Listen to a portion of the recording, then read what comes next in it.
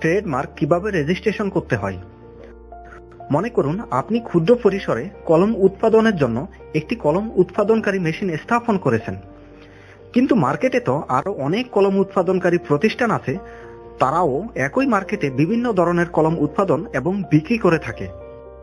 তাহলে আপনি নিশ্চয়ই চাইবেন আপনার উৎপাদিত কলমটির জন্য একটি পৃথক নাম দিতে, যাতে মানুষ সহজেই আপনার কলমের নামটি মনে রাখতে পারে। তাহলে ধরে নিলাম আপনি আপনার উৎপাদিত কলমের জন্য নাম দিলেন জুম বল পেন। আপনার অনেক প্রচেষ্টা এবং প্রচুর মার্কেটিং করার মাধ্যমে একসময় জুম বল পেন বাজারে অনেক জনপ্রিয় হয়ে গেল এবং আপনার উৎপাদিত কলমগুলো বাজারে প্রচুর পরিমাণে বিক্রি হচ্ছে।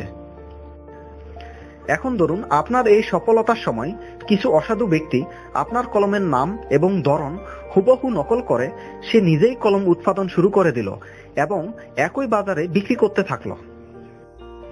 পাবলিক তো জুম বল পেন নাম দেখে নকল পণ্য আসল মনে করে কিনতে শুরু করলো। এখন দেখুন, নকল পণ্যের কারণে আপনি দুইভাবে ক্ষতিগ্রস্ত হচ্ছেন।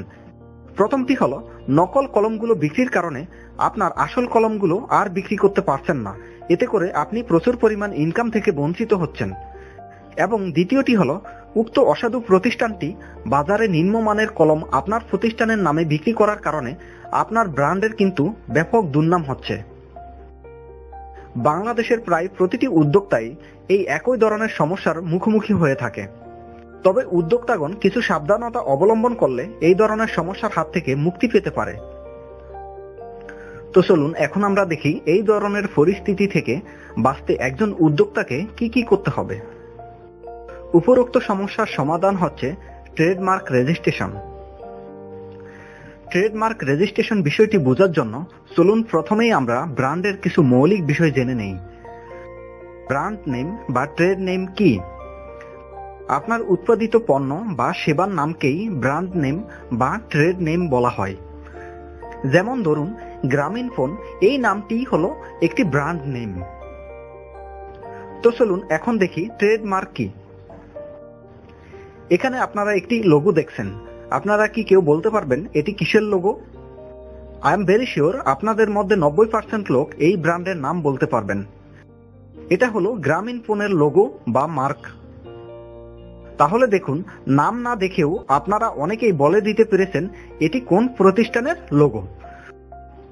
মজার ব্যাপার হলো এই লোগোকেই একটি ট্রেডমার্ক বলা হয়।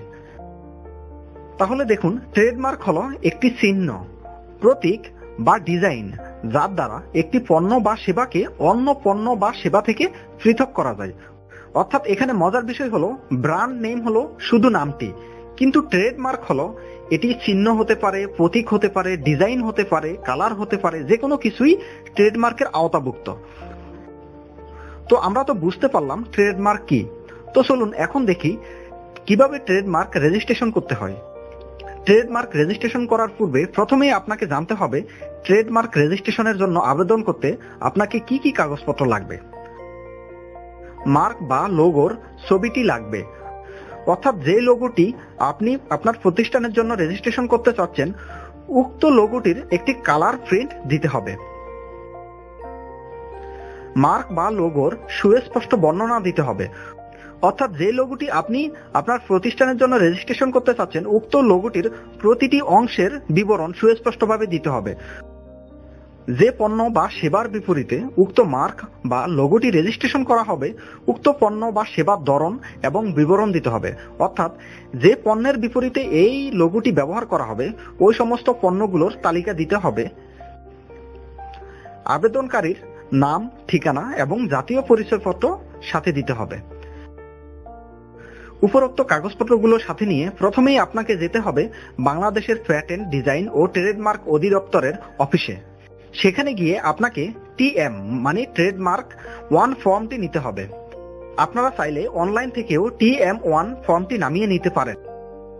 TM1 ফর্মটি কম্পিউটারের মাধ্যমে টাইপ করে পূরণ করতে হবে। TM1 ফর্মটি পূরণ করার পর নির্ধারিত ফি ব্যাংকে জমা দিতে হবে। এরপর TM1 এর পূরণকৃত ফর্মটি ব্যাংক রসিদ এবং আনুষঙ্গিক কাগজপত্রগুলো সাথে নিয়ে প্যাটেন্ট, ডিজাইন ও ট্রেডমার্ক অধিদপ্তরের তথ্য ও সেবা কেন্দ্রে সমস্ত নথিপত্রগুলো জমা দিতে হবে। সেখান থেকে তারা আপনাকে একটি প্রাপ্তি স্বীকার রসিদ প্রদান করবেন।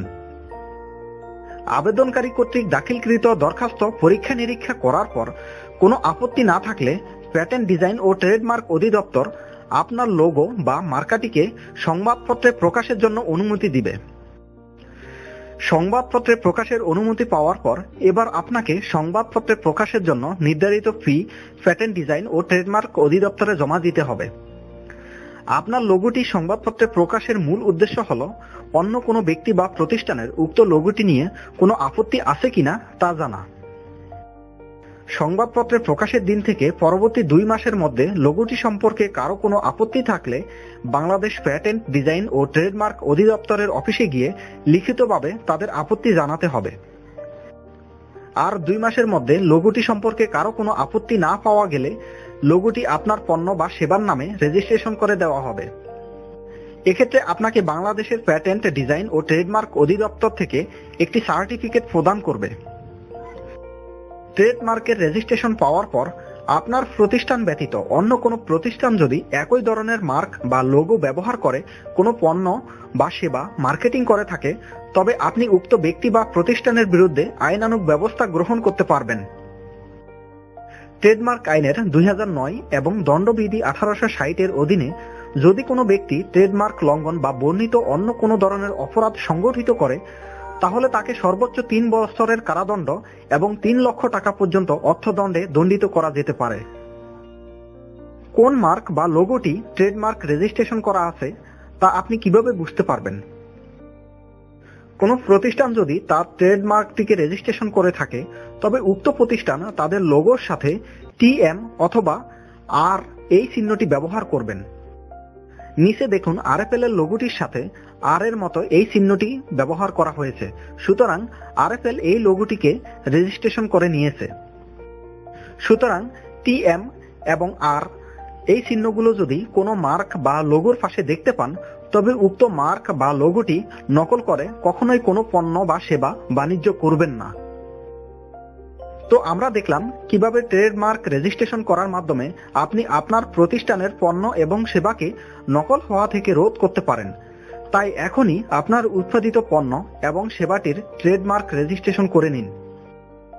ঢাকায় এমন অনেক প্রতিষ্ঠান আছে যারা কিছু সার্ভিস চার্জের বিনিময়ে আপনার প্রতিষ্ঠানের পক্ষ থেকে ট্রেডমার্ক রেজিস্ট্রেশনের যাবতীয় কার্যক্রমগুলো সম্পাদন করে দিবেন। প্রিয় সুধী, এতক্ষণ কষ্ট করে আমাদের ভিডিওটি দেখার জন্য আপনাদের জানাই আন্তরিক শুভেচ্ছা ও অভিনন্দন। এই বিষয়টি নিয়ে আপনাদের আরো কোনো প্রশ্ন থাকলে কমেন্টে আপনার প্রশ্নটি করুন আমাদের, অথবা ফোন করুন আমাদের এই নম্বরে 01917 568 940।